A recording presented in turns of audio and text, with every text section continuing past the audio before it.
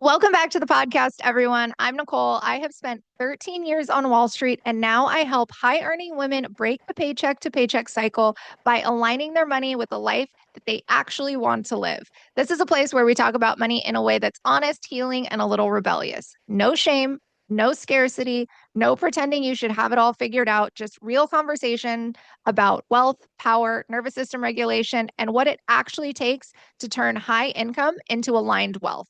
So today's episode is one that I have been sitting with for a long time because it's not about tactics or money tips. It's about something much deeper, and it's a truth that nobody wants to say out loud. Women don't struggle with money because they aren't smart or capable. And they definitely don't struggle because they aren't earning enough. They struggle because they were conditioned to give their power away quietly, subtly, and repeatedly, and not in obvious or dramatic ways, but in everyday financial decisions that slowly disconnect them from authority over their lives. If you're a high earning woman who still feels anxious or behind or disconnected from your money, then this episode's for you. For generations, women weren't allowed to fully participate in financial decisions. We weren't taught to lead with money. We were taught to behave around it, to be responsible, to be careful, not to ask for too much, and let someone else handle it. Even now, many women make incredible money, but don't feel powerful with it. So then what's the disconnect? And that's not accidental, it's conditioning. So let's talk about what it actually looks like in real life. So I'm going to give you a few examples. And the first one is going to be avoiding your numbers. I see this constantly.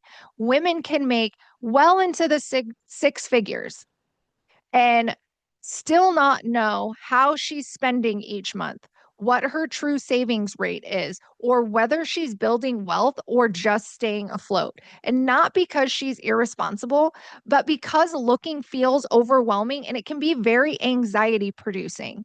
So, avoidance is a form of power loss. Taking power back doesn't mean becoming obsessive or rigid. It means deciding, I lead this now. Another example is outsourcing your authority. I have so many conversations with women about their money, and most of the time, women will outsource their decision to a male in their life. And that can be working with an advisor or an accountant or a partner or your father or somebody else that's a male figure in their life. And that comes from a couple different reasons. That can be lack of education, but also lack of financial confidence. And there is nothing wrong with working with an advisor. I work in wealth management and financial advising. So there is nothing wrong with that. But it's how are you taking part in the decision making process and in understanding what's happening with your money? And so that can look like not asking questions or understanding the strategy, doing a lot of nodding instead of engaging. And that's where you want to make sure that you have a voice at that table, that you ask questions, you have clarity. If you don't understand something, if something doesn't feel right to you, that you are a part of that process. So true support doesn't remove your authority, it strengthens it.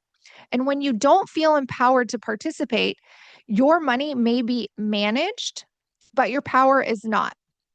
Another example is overgiving financially, and this one can hit really deep. So that can look like covering things when it feels uncomfortable or when you don't actually have the money for it, helping family out of guilt, saying yes, and then feeling resentment or shame later.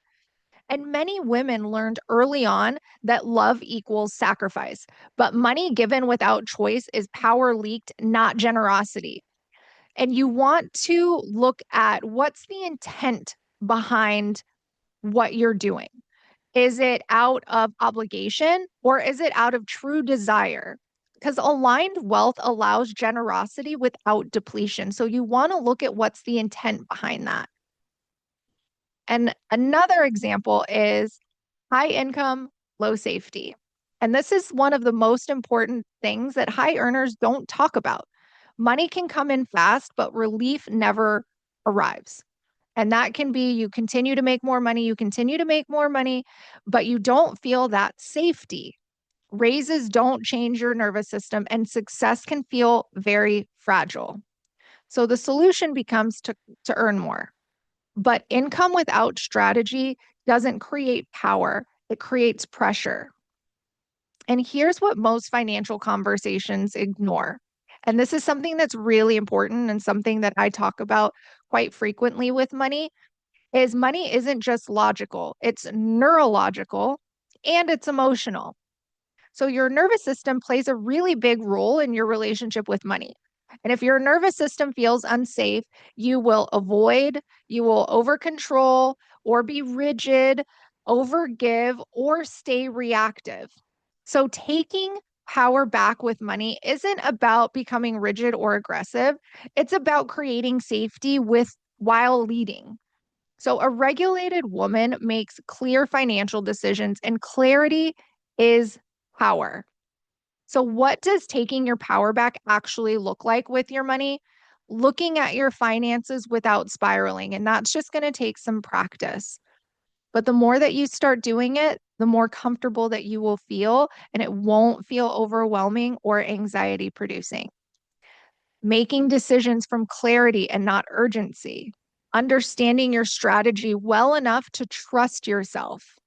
Knowing what your money is for, not just where it goes. Building wealth that supports both security and pleasure. Money can be fun. We don't have to make it so stressful and so serious, but money can be fun. It should be fun. And so we need to bring more of that pleasure into our relationship with money. And this isn't about perfection. It's about building self trust with yourself. Because having self trust, when you know you can trust yourself to make financial decisions, that's how you start to build financial confidence and you start to feel good about your relationship with your money. And this is exactly why I created the wealth alignment method, which is my signature one-to-one program, which isn't just another financial system or program, but it's a way to bring strategy, embodiment, nervous system safety, and authority all together. So, what we do is we sit down and we go through all of your expenses, your money, and we create a plan that is personalized for you and for your money and action steps for you to take.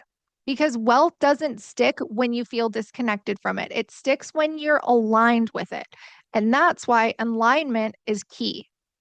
So if this episode resonated, I want you to hear this clearly. You're not behind, you are not broken, and you do not need to earn more to feel powerful. You need permission to lead your money instead of avoiding it. And that permission starts with you. If you're ready to step into financial authority and build wealth that feels grounded and expansive and aligned, you can reach out to me to explore more about working together through the wealth alignment method. I would also really appreciate if you could rate this podcast episode, share it with somebody else, share it with a woman in your life who you think could benefit from it, because we need more financially powered women in the world. So thank you so much for being here, and I will see you on the next episode.